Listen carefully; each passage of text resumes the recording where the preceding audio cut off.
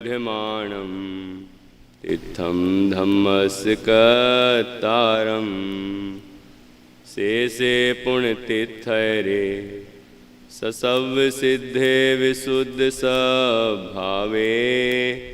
समणे अणानदंसन् चरित तव वीर्यायारे ते सौवे समगम समगम पत्तेगमेव पत्तेगम वंदामि अवठन्ते अर्हन्ते मानुषे खेते किच्चार्हन्ताणं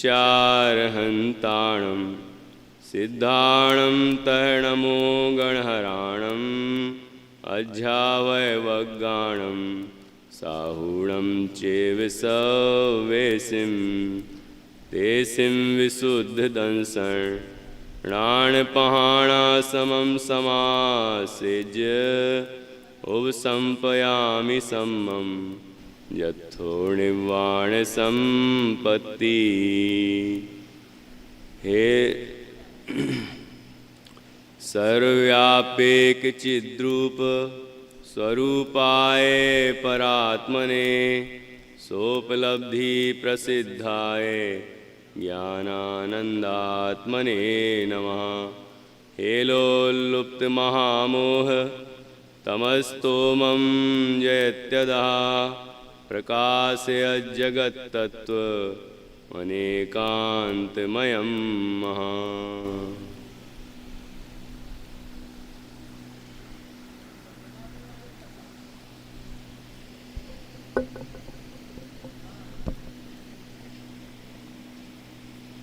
आचार्य श्री कुंद कुंद देव द्वारा रचित यह प्रवचन सार परमागम है। प्रवचन सार मंडल विधान अभी आयोजित है,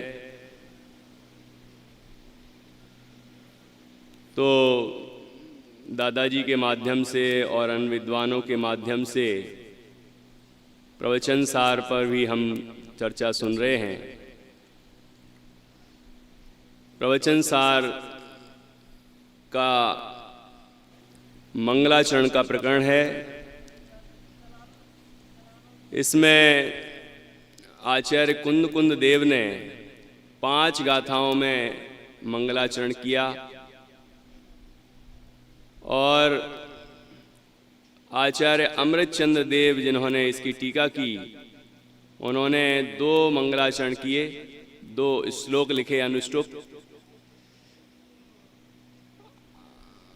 आज हम आचार्य अमृतचंद्र स्वामी के द्वारा लिखे गए इस प्रवचन सार के दूसरे मंगलाचरण पर चर्चा करेंगे। बड़ी ही गजब की विधि बताई है।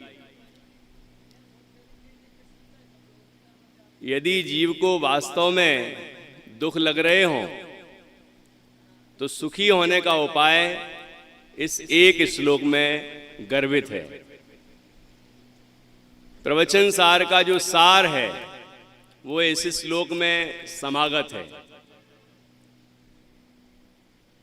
हम जो चर्चाएं सुन रहे हैं पूरी चर्चाओं का सार इसमें आ जाएगा। मैंने तो ऐसा देखा है जैसा कि आचार्य अमृतचंद स्वामी ने ही स्वयं पुरुषार्थ सिद्ध उपाय की 14वें श्लोक में कहा, संसार का बीज क्या है? तो संसार से मुक्त होने का उपाय भी वहां कहा गया है, छिपा हुआ है। तो संसार का जो बीज है और संसार से मुक्त होने का जो उपाय है वो इस श्लोक में आ गया है। बाहर यदि पांडाल के बाहर यदि तपन लगी हो तो कोई यहां आके जिनवाणी की छत्र छाया में बैठेगा तो बाह्य ठंडक तो मिलेगी ही और जिनवाणी की जो शांतिमयी देशना है वो भी प्राप्त होगी। बस लेने का भाव होना चाहिए। होकर निराश सब जग भर से अब सिद्ध शरण में मैं आया। कहता तो बार बार है लेकिन निराश हुआ नहीं। निराश एक बार हो जाए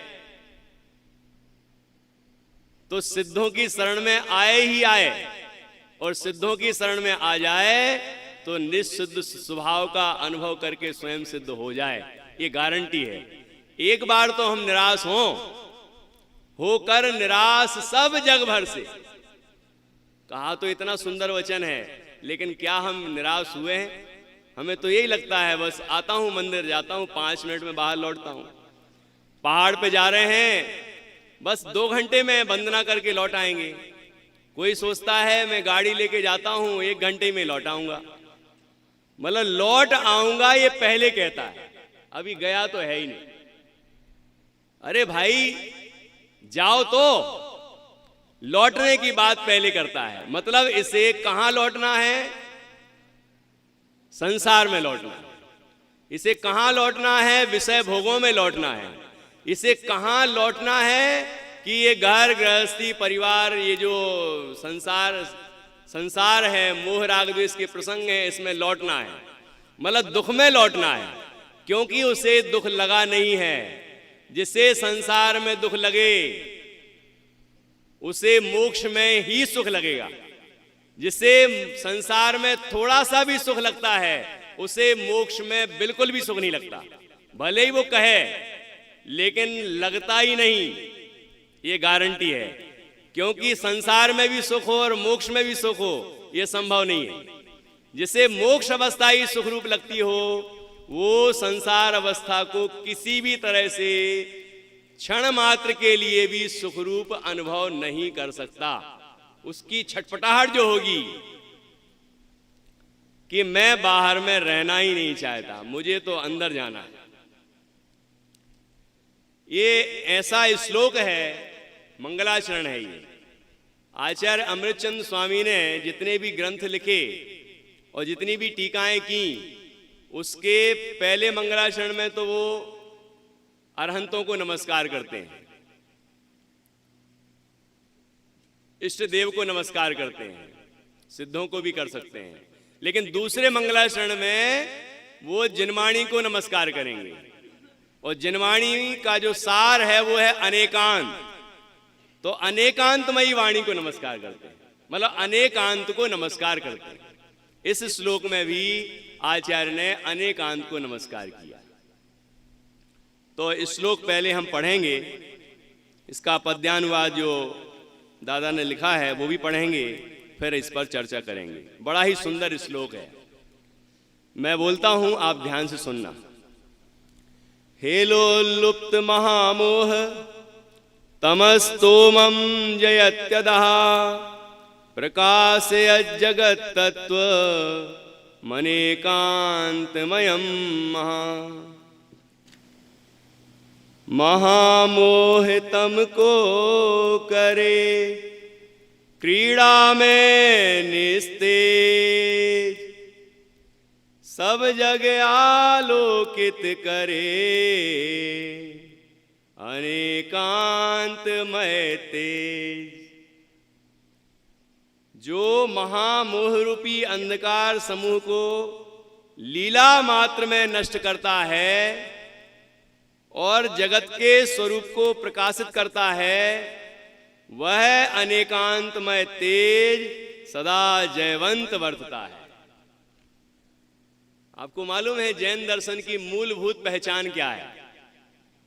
कोई कहेगा अहिंसा है, कोई और भी व्रतों के और अपरिग्रह भी कह सकता है, और भी चीज़ों के नाम ले सकता है। लेकिन ये बातें तो पूरी भारतीय संस्कृति में सब जगह हैं, सभी ग्रंथों में मिल जाएंगे आपको। अन्य मत के धर्मों ग्रंथों में भी ये बातें मिल जाएंगी, भले ही उतनी गहराई में नहीं गए हों, लेकिन ये शब्द जरूर मिल जाएंगे। अहिंसा परमो धर्मा, ये सूक्ति उपनिषद में भी मिल जाती है, लेकिन जो मर्म हमारे यहाँ है वो नहीं मिलेगा। लेकिन अनेकांत को कोई नहीं मानता। एक अनेकांत मात्र ऐसा सिद्धांत है जो जैनियों का सिद्धांत है, जैन दर्शन का मूलभूत सिद्धांत है। और आचार्य यहां लिख रहे हैं कि अनेकांतमय तेज कैसा है, उसका प्रभाव कैसा है, उसका प्रताप कैसा है, कि अनेकांत लीला मात्र में महामोह के अंधकार को नष्ट कर देता है। क्या कह रहे हैं? जिस बात से हम अनादि से परेशान हैं, उसको ये अनेकांत लीला मात्र में ही नष्ट कर देता है। लीला मात्र मतलब जानते हैं? पद्यानुवाद किया ना, क्रीड़ा। मतलब हम और सरल भाषा में बात करें तो खेल खेल में ही, और थोड़ा और कहें तो चुटकियों में ही। जैसे कि रामचंद्र जी ने धनुष उठाया और बाण संहार कर दिया, कहते हैं लीला मात्र में। इतने लोगों के तो पसीने छूट गए और उनने क्षण मात्र में उठा लिया। तो लीला मात्र में ही यह अनेकांत महामोह रूपी अंधकार को नष्ट कर देता है। हेलोलुप्त संस्कृत का जो शब्द है, हेलोलुप्त का मतलब होता है लीला मात्र में ही, क्रीड़ा मात्र में ही, खेल खेल में ही। क्या? महामोह रूपी अंधकार, महामोह तमस्तोमम, महामोह रूपी अंधकार को। और दूसरी विशेषता क्या है इसकी? प्रकाशय जगत तत्वम, कि सारे जगत के तत्व को अर्थात वस्तु के स्वरूप को यह प्रकाशित कर देता है। ऐसा जो अनेकांतमय तेज है, जयति, वह जयवंत रहे। अनेकांतमय तेज जयवंत रहे, ऐसे अनेकांत को प्रणाम किया, नमस्कार किया। अब यहां अपन जो चर्चा करने वाले हैं वो ये कि लीला मात्र में महामोह रूपी अंधकार को यह अनेकांत कैसे नष्ट करता है। महामोह अंधकार क्या है, पहले हम समझ लें कि महामोह अंधकार क्या। मोह महामद पियो अनादि, भूल आपको भरमतवादी। ये महामोह अंधकार, महामोह अंधकार की चर्चा बहुत जगह की। मोहांधकार ही बोलते हैं उसको, महामोह अंधकार बोलते हैं। ठीक है, तो ये मोह क्या है? क्या है मोह? मैं शरीर हूं, ये मोह है। मैं हूं आत्मा, लेकिन मानता है मैं शरीर हूं, ये मोह है। सुख आत्मा में नहीं, सुख भोगों में है, ये मोह है। मोह क्या है? पहले मोह को समझ लेना बहुत जरूरी है। मोह क्या है? कि सुख है आत्मा में, मानता है पुद्गल में, ये मोह है। आपने सामान्य गुण और विशेष गुण पढ़े हैं? सुख गुण सामान्य गुण है कि विशेष गुण है? दादाजी उधर, सामान्य गुण है कि विशेष गुण है? सुख गुण। देखो भैया, विनय से सुनना चाहिए, विनय से नहीं सुनोगे तो कुछ समझ में नहीं आएगी। कुर्सी पर जो बुजुर्ग लोग बैठे हैं वो भी विनय से बैठे, मतलब पैर इस तरफ ना आ जाएं, ध्यान रखना। इस तरफ पैर आएंगे तो आप 50 नहीं 100 साल भी सुनते रहना, कुछ नहीं होने वाला। ये मजबूरी है कि हमें कुर्सी पर बैठना पड़ता है, लेकिन वहां भी बैठे बैठे विनय होना चाहिए। वहां ऐसी मजबूरी लगना चाहिए, और विनय पूर्वक सुनेंगे तो ये जिनवाणी चुटकियों में ही असर करेगी। यहां तो लिख रहे हैं लीला मात्र में ही नष्ट कर देता है, लेकिन हम 50 सालों से प्रयास कर रहे हैं, फिर भी क्यों नहीं हुआ? कुछ ना कुछ तो कमी है। ये जिनवाणी में कमी नहीं है, ये तत्वज्ञान में कमी नहीं है, कुछ ना कुछ हमसे ऐसा हो रहा है कि वो कमी है। हमारा पुरुषार्थ इस तरह नहीं हो रहा है। हमारी विनय हो, भक्ति हो, बहुमान हो, और विनय पूर्वक सुन के समझें, समझ के बारंबार विचार करके इस बात का निर्णय करें। निर्णय करने में क्या आया कि ये नोकर्म, द्रव्यकर्म, भावकर्म ये मैं नहीं, मैं तो शुद्ध चैतन्य चमत्कार मात्र आत्म वस्तु हूं। ऐसा अंदर में निर्णय किया कि आत्मा ही आनंद रूप है, आत्मा ही ज्ञान स्वरूप है, अन्य कोई वस्तु मेरी नहीं है, परमाणु मात्र भी मेरा नहीं है। तो मैं आपसे पूछ रहा था, सुख गुण सामान्य गुण है कि विशेष गुण है? शिखर विशेष गुण है, पक्का। सामान्य गुण तो नहीं है ना। सामान्य गुण किसे कहते हैं? जो सब द्रव्यों में रहे उसे सामान्य गुण कहते हैं। बराबर। सुख गुण सामान्य गुण नहीं है, मतलब सब द्रव्यों में नहीं पाया जाता। पक्का? अब चलो, सुख गुण कौन सा गुण है? फिर विशेष गुण है। विशेष गुण किसको बोलते हैं? जो अपने अपने द्रव्य में पाया जाए, सब द्रव्यों में ना पाया जाए। जो सब द्रव्यों में ना रहकर अपने ही द्रव्य में रहता हो उसे विशेष गुण कहते हैं। बराबर। तो सुख गुण विशेष गुण है। तो किसका विशेष गुण है? जीव का विशेष गुण है। किसका विशेष गुण है? जीव का विशेष गुण है। तो पुद्गल में मिलेगा, लेकिन हम तो पुद्गल ही में खोज रहे हैं। भोजन क्या कौन सा द्रव्य है? एसी कौन सा द्रव्य है? कूलर कौन सा द्रव्य है? ये जो बौछारें आ रही है कौन सा द्रव्य है? ये ठंडक कौन सा द्रव्य है? ये गर्मी कौन सा द्रव्य है? ये शरीर कौन सा द्रव्य है? ये शरीर का स्वास्थ्य कौन सा द्रव्य है? विचार करना भैया। पुद्गल में ही सुख खोज रहे हैं। कब से? अनादिकाल से। लेकिन अभी भी सोच रहे हैं अरे यार देखो, मेहनत जारी रखना चाहिए, क्योंकि जिसने बल्ब बनाया उसने 99 प्रयास किए फिर भी हार नहीं मानी, अगला और प्रयास किया उसने, तो 100वें प्रयास में सफल हो गया। तो हम भी एक दिन सफल हो जाएंगे। किस बात में? कि पुद्गल में अनादिकाल से तो सुख नहीं मिला, लेकिन इस भाव में हम प्रयास करेंगे तो जरूर मिल जाएगा। मिल जाएगा ना, इसी प्रयास में तो हम लगे हुए हैं। मिलेगा कि नहीं मिलेगा? जब नहीं मिलेगा तो क्यों तलाशना? कहां मिलेगा? अपने में मिलेगा। इस देह से भिन्न जो ज्ञान तत्व है, जो जानता है, ऐसा ज्ञान लक्षण से ज्ञात होने वाला शुद्ध चैतन्य आत्मा जो हम स्वयं हैं, उसमें ही मिलेगा। अभी आंख बंद करके आत्मा का विचार करने लग जाओ, शांति मिलने लग जाती है। बोलो, मिलने लग जाती है कि नहीं मिलने लग जाती? क्यों मिलने लग जाती है? तालाब के पास पहुंचोगे तो ठंडक महसूस होगी कि नहीं होगी? होगी कि नहीं होगी? क्यों? क्योंकि उसमें ठंडक है। नदी के किनारे जाओगे, पूरा नदी का पानी भरा हुआ है, वहां किनारे जाओगे तो उससे लगने वाली हवा ठंडक देगी कि नहीं? इस भरी गर्मी में भी आपको ठंडक का अनुभव होगा। क्यों होता है? जहां ठंडक है वहां ठंडक, उसके पास जाते ही ठंडक का एहसास होने लगता है। और यदि डुबकी लगा लेंगे तो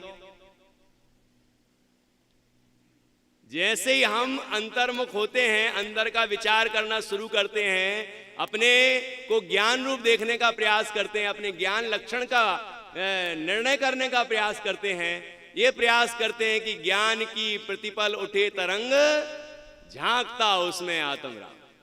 इस चैतन्य तत्व का निर्णय करने का हम प्रयास करते हैं। जैसे ही उस तरफ लक्ष्य जाता है वैसे ही शांति मिलना शुरू हो जाती है। तो इससे भी तो समझ में आ जाना चाहिए कि शांति अपने अंदर ही है। बाहर जितने बहिर्मुख होते हैं हम, उतनी अशांति होती है। इसका मतलब बाहर में हम खोजेंगे तो अशांति ही मिलेगी। कोई बाहर से अशांति नहीं आती, अशांति भी अंदर ही आती है। अपनी भूल से ही आती है, अपने ही विकारों से आती है, वो भी अपने ही परिणामों में होती है। कोई बाहर से अशांति नहीं आती। नहीं तो सोचो कि संसार से बाहर से दुख आता है, दुख भी बाहर से नहीं आता, सुख भी बाहर से नहीं आता। बहिर्मुख दृष्टि से दुख होता है अपने अंदर, और अंतर्मुख होने से, अपने शुद्ध चैतन्य तत्व का निर्णय करने से, अनुभव करने से अपने को सुख होता है। क्योंकि जो सुख का ही बना हुआ है उसका आश्रय लेने पर सुख ही मिलेगा। नियम सार जी में कहते हैं यह आत्मा सुख सागर की बाढ़ है। क्या शब्द डाला है? क्या डाला शब्द? सुख सागर की बाढ़। पहले ही तो सागर, ऊपर से बाढ़ आ गई उसमें। तो आप सोचिए कितना सुख होगा। कहां? तो सुख मेरा विशेष गुण है। जीव का विशेष गुण कहा ना, तो सिद्धों का भी है कि नहीं है? आपका भी है, आपका भी है, सबका है, सबका है। जितने जीव बैठे हैं यहाँ उन सबका है। जो अपने को नहीं जान रहा उनका भी है, निगोदिया का भी है। निगोद से लेके सिद्धों तक सबका विशेष गुण है सुख। ठीक है, तो मेरा सुख गुण ही मुझे मिलेगा, उसका ही फल मुझे मिलेगा, उसका ही परिणमन मुझे होगा, या आपका सुख मुझे मिल सकता है? भगवान का सुख मुझे मिल सकता है क्या कि नहीं? भगवान का सुख भगवान भोग रहे हैं, मेरा सुख मैं भोगूंगा। तो भगवान का सुख यदि मिल जाए तो कैसा रहेगा? तो भैया रखोगे कहां? जगह भी तो होना चाहिए।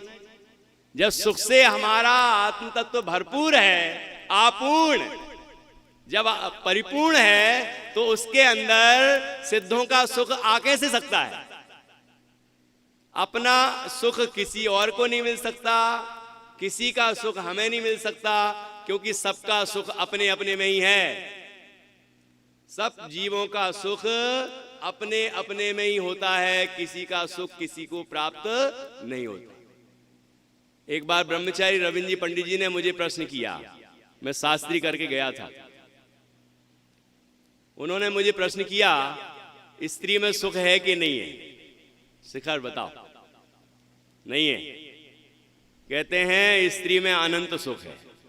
एक ब्रह्मचारी जी बोलते हैं स्त्री में अनंत सुख है। मैंने कहा क्या बोल रहे? स्त्री में अनंत सुख है, पुरुष में भी अनंत सुख है। पुरुष अपने अनंत सुख स्वभाव को भूलकर स्त्री में सुख खोजता है, इसलिए वो अनंत दुखी है। स्त्री अपने अनंत सुख स्वभाव को भूलकर पुरुष में सुख खोजती है, इसलिए वो अनंत दुखी है। सब अपने अपने सुख को देख लें तो सब अनंत सुखी हो जाए। कितनी गजब की बात है, क्योंकि सुख मेरा मेरे अंदर है, आपका आपके अंदर है। सब जीव अपने अपने सुख से परिपूर्ण हैं, किसी का सुख किसी के अंदर आता नहीं है। ऐसा ये अनेकांत है। ये क्या चल रहा है? अनेकांत। और अनेकांत किसको मिटा देता है? मोह को। कितनी देर में? क्षण मात्र में, लीला मात्र में, खेल खेल में, क्रीड़ा मात्र में। ये शब्द का प्रयोग किया आचार्य ने। तो कैसे कर देता है? यदि हम करना चाहते, हम यदि अभी पुरुषार्थ करते तो अभी हो जाता।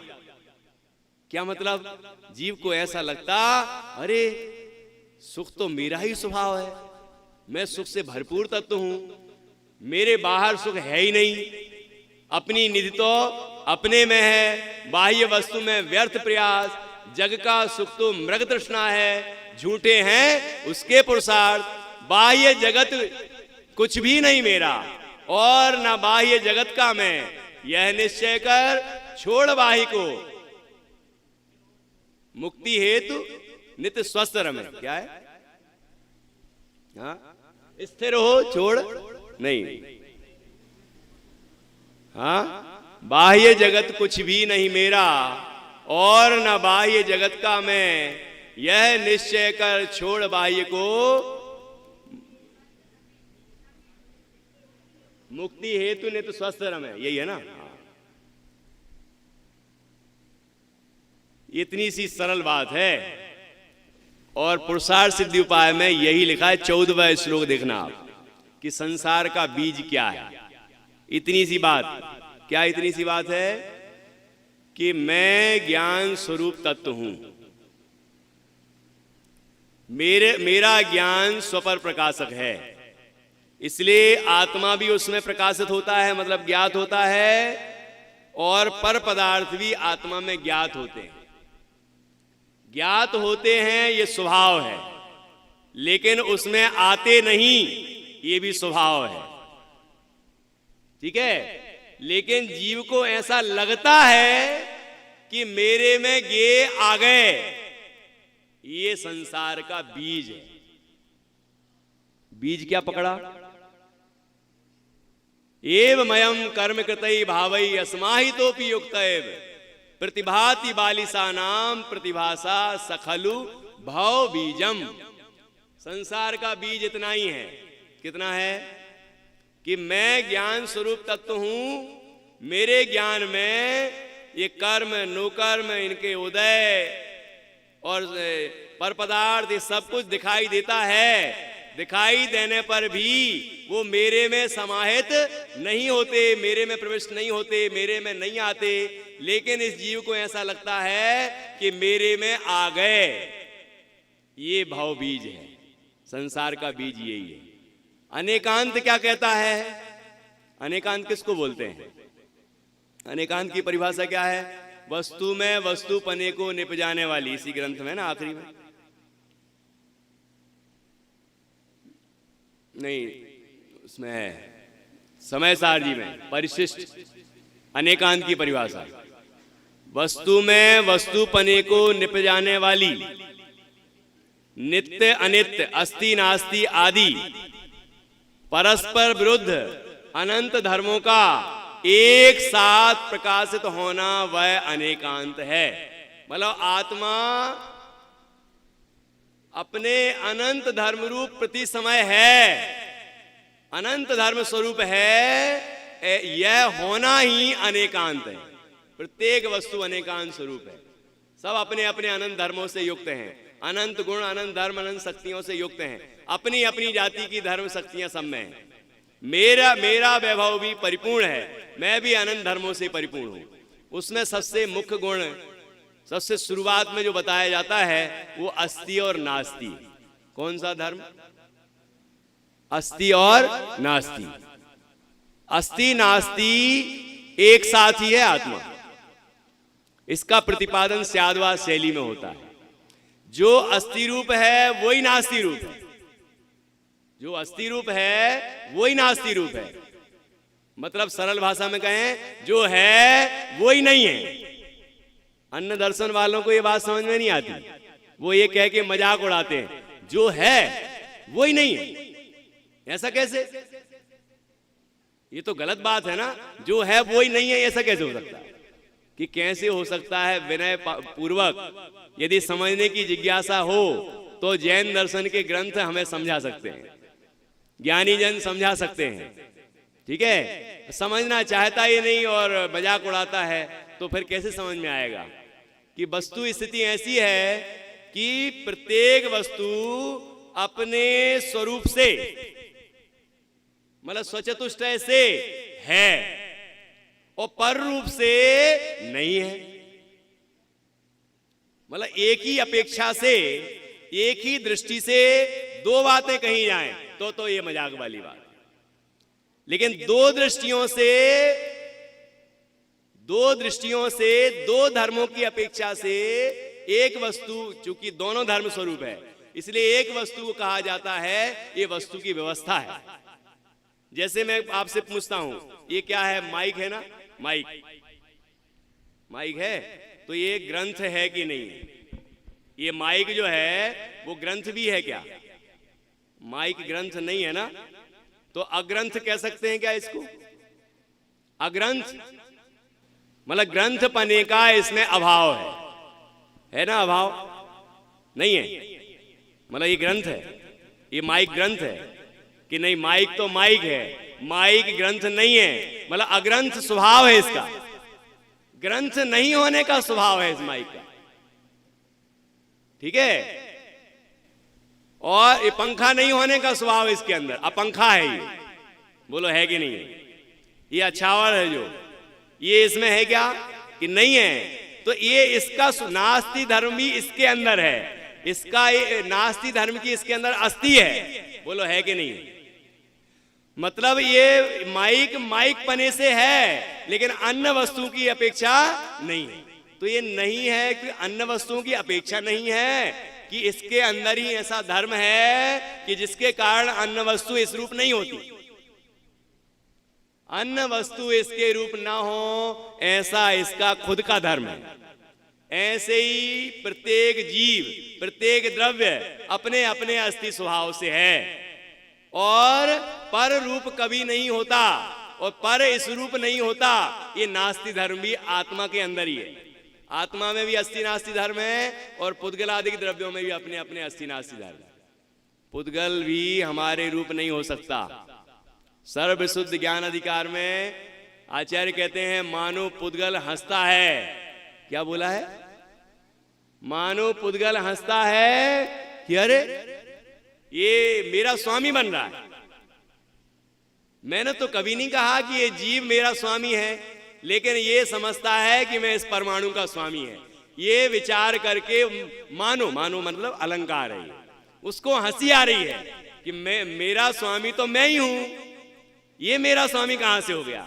लेकिन ये मानता है कि मैं इस परमाणु का स्वामी हूं। ये जान के उसको हंसी आती है।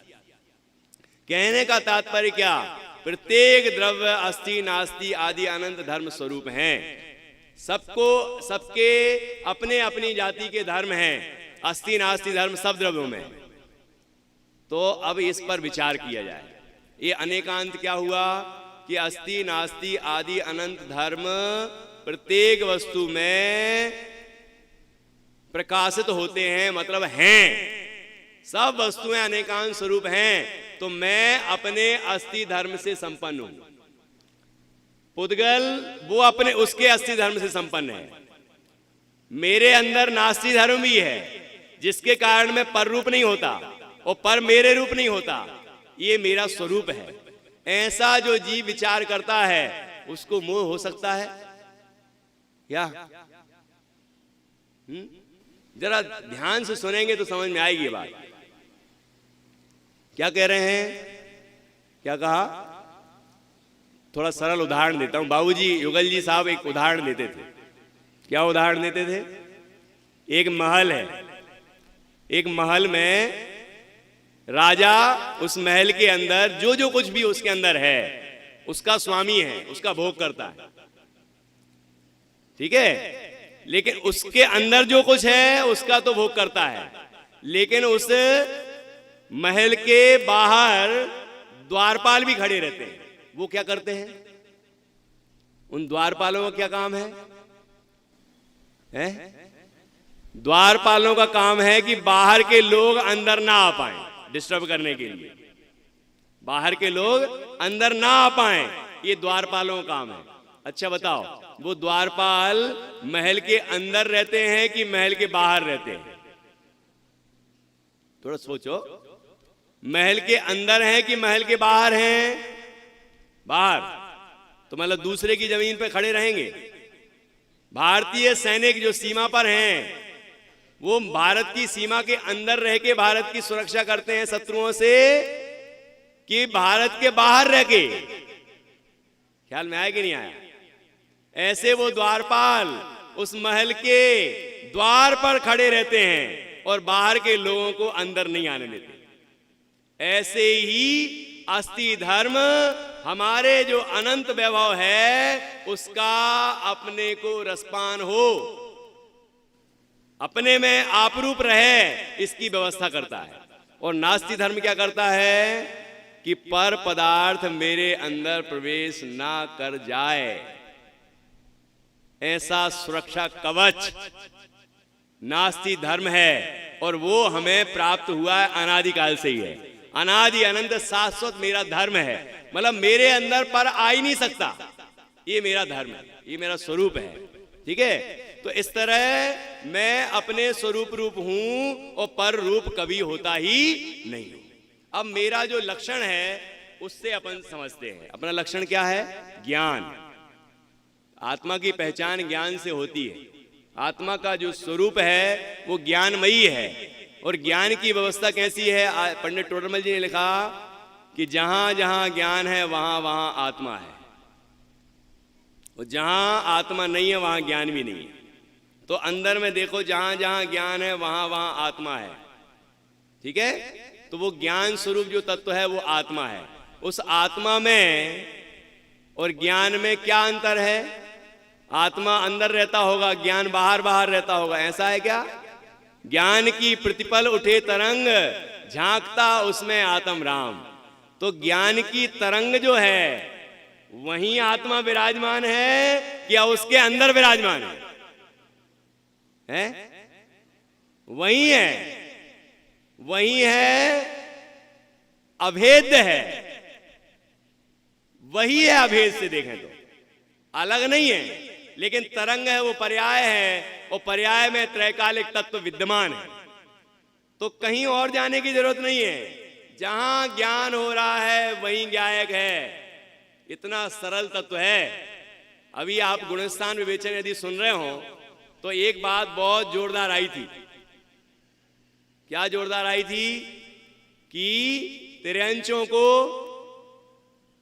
और भोगभूमि के तिर्यंचों हो या भोगभूमि के मनुष्य हो या और देवों की बात की, नारकियों की बात भी की, स्वयंभू रमण समुद्र के महामस्तों की बात की, सब जगह के जीवों की बात की। सबसे कम समय उन जीवों को लगता है सम्यक दर्शन की पात्रता के लिए, लेकिन सबसे ज्यादा समय किसको लगता है? ये मनुष्य को, जो अपने आप को ज्यादा बुद्धिमान समझता है। तब मुझे एक बात समझ में आई कि बाबू युगल जी ये बात क्यों कहते थे। कहते थे कि एक चिड़िया को सम्यक दर्शन हो सकता है, लेकिन ये जो मनुष्य नाम का प्राणी है ना, ये कहता है कि नहीं, ऐसा नहीं, ऐसा है, ऐसा नहीं, ऐसा है। ज्ञानी गुरु भी समझाएं, भगवान सर्वज्ञ की वाणी भी हो तो मारीच जैसे होंगे, वो कहेंगे नहीं, ऐसा नहीं, ऐसा है, मैं नहीं मानता तुम्हारी बात। लेकिन पशु मान लेता है। उस शेर ने मान ली, हाथी ने भी मान ली, जटायु पक्षी ने भी मान ली। जैसे ही वाणी सुनी, अहो मुझे तो इन बातों की खबर ही नहीं, और अपने को ज्ञान रूप देखा और मग्न हो गया। उन जीवों को हो जाता है। कहते एक चिड़िया को सम्यक दर्शन हो सकता है, क्योंकि चिड़िया जो है वो अपनी चोंच से दाना उठा लेती, कचरा नहीं उठाती, कंकड़ नहीं उठाती। क्या उठाती है? दाना उठाती है। बस इतनी सी बुद्धि चाहिए। बाकी जो ज्यादा बुद्धि हो ना, तो बाबूजी बोलते थे उसको कुएं में विसर्जित कर दो। क्या बोल रहे हैं? जो ज्यादा बुद्धि हो ना, इससे ज्यादा, उसको कुएं में विसर्जित कर दो, क्योंकि वो कोई काम की नहीं है। इतनी ही बुद्धि चाहिए क्या कि मैं जहां जहां अंदर में ज्ञान हो रहा है वो ज्ञानमयी तत्व तो मैं हूं और बाकी कोई मैं नहीं। मेरा मेरे स्वरूप से अस्थि है और पर रूप से मेरे अंदर नास्ति है। मेरे ज्ञान में सारा लोकालोक दिखता हो, सारे पर पदार्थ दिखते हो, लेकिन एक पर पदार्थ भी मेरे अंदर आता नहीं। देखो दर्पण के अंदर क्या क्या दिखता है? सब कुछ दिखता है, लेकिन दर्पण में आता क्या क्या है? कुछ आता है क्या? लेकिन नहीं आता। फिर भी क्या होता है? ये जीव मानता है कि दर्पण के अंदर चला गया। देखो कैसे मिथ्यात्व कैसे जन्म लेता है। महामोह क्या है? ये एक दर्पण है, उसमें हम अपनी शकल देख रहे हैं, शिखर, ये अपन देख रहे हैं अपनी शकल। अच्छा लग रहा है ना? कौन है ये? मेरी बुआ यहाँ बैठी हैं। एक दिन मैं दर्पण देख रहा था, 11वीं क्लास में एडमिशन लेने आया था, तो आईने में देख रहा था, तो पीछे से निकलेंगे बुआ जी, कहते हैं जितने एकाग्रता से तुम एक कांच में अपनी शकल देख रहे हो, इतनी एकाग्रता से अपने को देखो तो तुम्हें आनंद प्राप्त हो जाएगा, सम्यक दर्शन हो जाएगा। देखो क्षण क्षण में कोई बातें ऐसी कही जाती हैं, कहते ना किसका वचन उस तत्व की अनुभूति उपलब्धि में शिवभूत हो। कितनी गहरी बात है ये। दर्पण में आप अपना चेहरा देख रहे हैं, और चेहरा देख रहे हैं क्या सोच रहे हैं? ये मैं कितना अच्छा दिख रहा हूं। इतने में एक बच्चा आया और उसने उस कांच के ऊपर थूक दिया। देखो इनकी नाक मुंह अभी से सिकुड़ने लगी। क्यों? ऐसा क्यों हो रहा है? दर्पण में आप हैं क्या? दर्पण में तो मैं नहीं हूं, लेकिन लगता कैसा है? ऐसा लगता है कि दर्पण में मैं आ गया। बस यहां भी यही हो रहा है। मेरे ज्ञान में पर पदार्थ है ही नहीं, न धन, न संपदा, न वैभव, कोई परमाणु मात्र भी नहीं है, लेकिन दिखता सब है। करोड़ों रुपए हमारी तिजोरी में आते हैं, आते हुए हमें दिखते हैं, जाते हैं तो जाते हुए भी दिखते हैं। पंचेंद्री के भोग आते जाते दिखते हैं, भोजन आदि आते जाते दिखते हैं, ये स्वभाव है, लेकिन एक परमाणु भी मेरे अंदर आता नहीं है। यदि ये सिद्धांत समझ में आ गया तो मोह कहां रहेगा, क्योंकि मैं ज्ञान स्वरूप तत्व हूं और मेरे अंदर कोई परवस्तु प्रवेश नहीं कर सकती, मैं स्वयं ज्ञानमयी तत्व हूं। ऐसा जो जीव अपने ज्ञान स्वरूप तत्व का अनुभव करता है उसे अनुभूति प्रकट होती है और आनंद प्रकट हो जाता है। जैसे अपने यहाँ ये नदी है बगल में बह रही ना, शाम का वक्त तो रात हो गई हो तो रात में उसमें नदी में चांद सितारे सब दिखाई देंगे, देंगे कि नहीं देंगे? कितने चांद सितारे उसमें आ जाएंगे? नदी में चांद भी दिख रहा है, तारे भी दिख रहे हैं, सब पूरी आकाश गंगा मानो उसके अंदर अवतरित हो गई हो। लेकिन कितने चांद और कितने सितारे आएंगे उसके अंदर? बाबूजी बोलते देखो पूरा छान के देखो उसको पूरा छान के देखो तो एक आध चांद सितारे उस छन्ने में आ जाएंगे, नहीं आ जाएंगे? पानी पानी है। ऐसे ही ज्ञान में लोकालोक दिखने पर भी ज्ञान में सिर्फ ज्ञान ही है, ज्ञान में कोई परवस्तु आई ही नहीं है। और मैं ज्ञानमयी तत्व हूं, इसलिए मेरे अंदर शरीर मन वाणी कर्म नोकर्म कर्म के उदय और कोई धन संपदा वैभव परवस्तु प्रवेश करती ही नहीं। ऐसा मैं अपने ज्ञान रूप से अस्थि स्वरूप हूं और पर रूप से नास्ति स्वरूप हूं। ऐसा अनेकांत जिस जीव को समझ में आ जाता है, इस अनेकांत की जिसको श्रद्धा हो जाती है, इस तरह से जिसकी दृष्टि बन जाती है, उसके अंदर मोह पैदा हो ही नहीं सकता। मोह पैदा ही नहीं हो सकता। इसका नाम है महामोह रूपी अंधकार का नाश कर देता है। नाश कर देता है मतलब क्या कि उसके सामने ठहर ही नहीं सकता। जैसे ही अनेकांत का तेज प्रकट होता है और मोह पैदा ही नहीं। मोह पैदा हो और अनेकांत भी हो जाए, ये कैसे संभव है? प्रकाश भी आ जाए और अंधकार भी हो, ऐसा कैसे संभव है? प्रकाश होता है तो अंधकार वहां होता ही नहीं है। ये वस्तु की व्यवस्था है। जब जीव ये समझ लेता है कि मैं ज्ञानमयी तत्व हूं, अपने में परिपूर्ण तत्व हूं, परवस्तु का मेरे में प्रवेश ही नहीं है, तो यह जीव अपने को ज्ञानमयी अनुभव करता है तो आनंद की प्राप्ति हो जाती है। बस ये वस्तु का स्वरूप है तो, लेकिन जब तक हम इसका विचार नहीं करेंगे तब तक कोई उपलब्धि होने वाली नहीं है।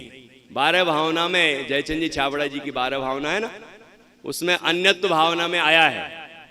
क्या आया है? अपने अपने सत्व को सर्व वस्तु बिलसाए, ऐसे चितवे जीव तब परते ममत न थाए। क्या मतलब हुआ? अपने अपने सत्व को सर्व वस्तु बिलसाए। अन्यत्व भावना का निचोड़ है इसके अंदर। ये पूरी 12 भावनाएं 12 भावनाओं का निचोड़ है, जिसका सार पंडित जयचंद जी छाबड़ा जी ने निकाला है। और आपको मालूम है कहां से ली गई है? ज्ञानार्णव ग्रंथ है, उसकी टीका पंडित जयचंद जी छाबड़ा जी ने की है। और उसमें एक एक भावना, 12 भावना का वर्णन भी है शुरुआत में विस्तार से। एक एक भावना के लिए 30-40 छंद भी हैं, श्लोक हैं। उसकी टीका करते करते जब पूरी हुई भावना तो उन्होंने ये 2 लाइनें लिखी। ऐसी 2-2 लाइनें करके लिखी। दादा से अपन सुन ही रहे हैं, दोहे का उल्टा सोठा और सोठे का उल्टा दोहा। तो कुछ सोठे हैं कुछ दोहे हैं, तो संपादकों ने क्या कर दिया? सबको दोहा बना दिया, तो वो एक लय में हो गए। वहां से लिए, मतलब कितने श्लोकों का सार है उसमें।